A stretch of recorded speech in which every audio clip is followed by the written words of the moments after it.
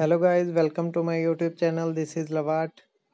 तो जैसे कि हमने कल एक लाइन ड्रॉ करनी सीखी थी, उसके ऊपर ओवरलैपिंग करनी और उसको left to right, right to left बनाना। तो ऐसे ही हम इन लाइन से कुछ और बना के देखेंगे। जैसे कि एक स्क्वायर बना के देखते हैं। तो स्क्वायर को बनाने के लिए हमें सिर्फ लाइन का यूज़ करना है। तो लाइन वर्क हमारा परफेक्ट होगा इससे।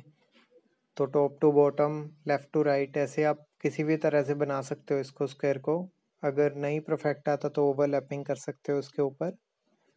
और स्क्वायर को कभी भी डायरेक्ट नहीं बनाना है हमने, क्योंकि इससे क्या होता है, हमारा लाइन वर्क परफेक्ट नहीं होता। तो ये बिल्कुल ही गलत है। तो इससे ही लाइन वर्क से एक ट्रायंगल बना के देखते हैं। तो ट्रायंगल को भी ऐसे ही लाइन वर्क में बनाना है, तो डायरेक्ट कभी नहीं बनाना। लाइन वर्क से क्या होता है, हमारी जो मूवमेंट है वो बिल्कुल ही परफेक्ट होती है। ऐसे ही हमने ओवल शेप बनाया है, उसको ओवरलैपिंग करते रहना है जब तक आपका सही ना आए। ओवल शेप के काफ़ी सारे एंगल होते हैं, जैसे कि टॉप से, साइड से। तो ओवल के हर एक शेप को बना के देखना है, ताकि हमारे हाथ की मूवमेंट सही हो सके। तो इसके ऊपर ओवरलैपिंग करते रहेंगे हम, left to right, right to left. और फिंगर को कभी नहीं हिलाना, हाथ को एकदम टाइट रख के बनाना है, ताकि हमारे हाथ की मूवमेंट बिल्कुल सही रहे और हमारा पेपर जो है वो हिले ना। ऐसे ही हम एक सर्कल बनाते हैं, तो उसके ऊपर भी ओवरलैपिंग करेंगे।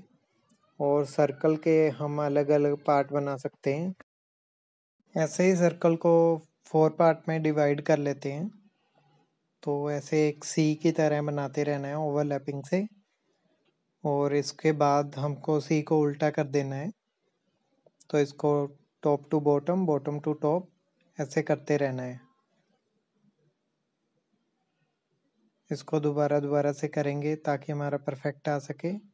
फिर हमें एक टॉप का व्यू और एक बॉटम का व्यू, इसको left to right, right to left, इसको कंटिन्यू करते रहेंगे। और इसी से एक एस की शेप बनाएंगे हम, जैसे कि हम हमारे हेयर बनाते हैं। तो ऐसे ही शेप लेके एस, और उसके ऊपर ओवरलैपिंग करते रहेंगे। इस एस को ऐसे ही बना के फिर इसको उल्टा भी बनाना है, up to down, down to up. इसकी प्रैक्टिस करने से हमारा मेन फ़ायदा ये होगा, शीट कभी भी हिलेगी नहीं। हम किसी के हेयर बना रहे हैं तो हम एक ही एंगल से उन्हें बना सकते हैं। तो ऐसे एक बना के देखते हैं इन्हीं शेप से। जैसे मैं यहाँ पे एक सुराही बना रहा हूँ, ये एक मटके की तरह होती है। यहाँ पे मैंने ओवल लिया है। ओवल के कोई भी एंगल आप यूज़ कर सकते हो, जैसे कि मैंने ये वाला लिया है। और यही वाले ओवल को मैं नीचे इसके बॉटम पे भी यूज़ कर रहा हूँ। तो यहाँ पे भी मैंने ओवल बनाया है एक। तो आप पिछली कोई भी उठा सकते हो आप, जैसे कि एक सर्कल ही उठाते हैं। तो सर्कल के ऊपर ओवरलैपिंग करके बनाया। और इसको जैसे अर्थ बना सकते हो आप। अर्थ का यूज़ काफ़ी जगह पे करते हो आप पेंटिंग में। तो ऐसे हम एक ओवल शेप से भी कुछ बना सकते हैं।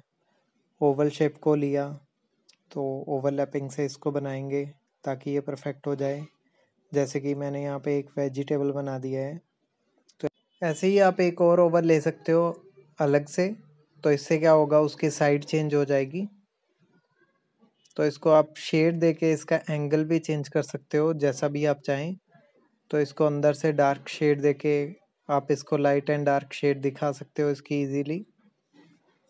जैसे ओवल से बनाया ऐसे ही हम एक सर्कल से भी कोई वेजिटेबल बना सकते हैं। जैसे कि यहाँ पे एक सर्कल बनाते हैं ओवरलैपिंग से ही।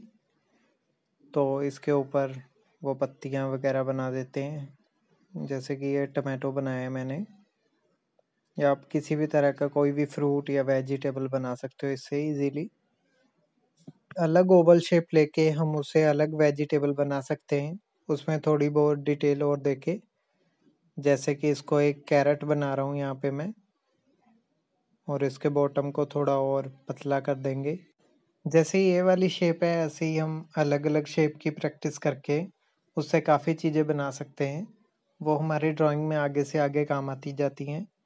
बस हम उनके एंगल्स चेंज कर सकते हैं, उनके साइड चेंज कर सकते हैं, उनको डार्क एंड लाइट शेड देके बना सकते हैं।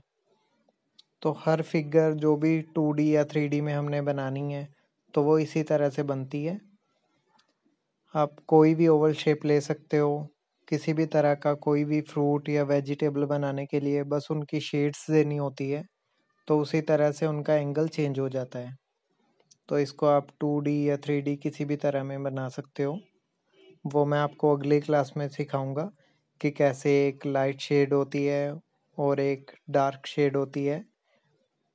लाइट शेड वो वाली होती है जहाँ से लाइट पड़ रही हो किसी ऑब्जेक्ट पे, और डार्क शेड उसके बैक साइड वाली होती है।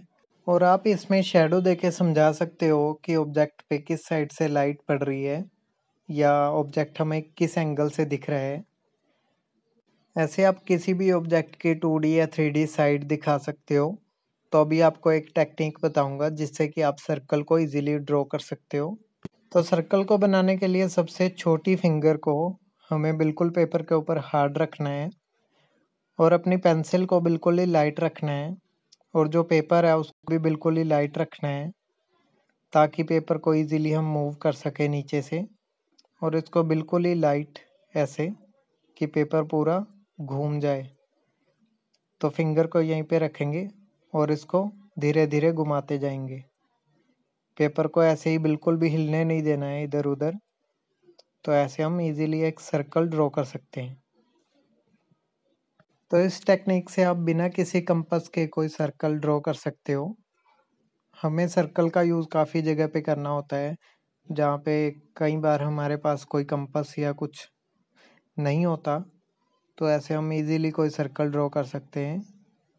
जैसे कि मैंने एक यहाँ पे एक और अर्थ बनाई है तो इसमें मैंने सर्कल का यूज़ किया है। तो हम कोई सेव अर्थ का पोस्टर बना रहे होते हैं तो हमारे पास सर्कल हमें ड्रॉ करना नहीं आता, तो ऐसे इजीली हम बना सकते हैं। तो इनकी कंटिन्यू प्रैक्टिस करते रहिए। Thanks for watching.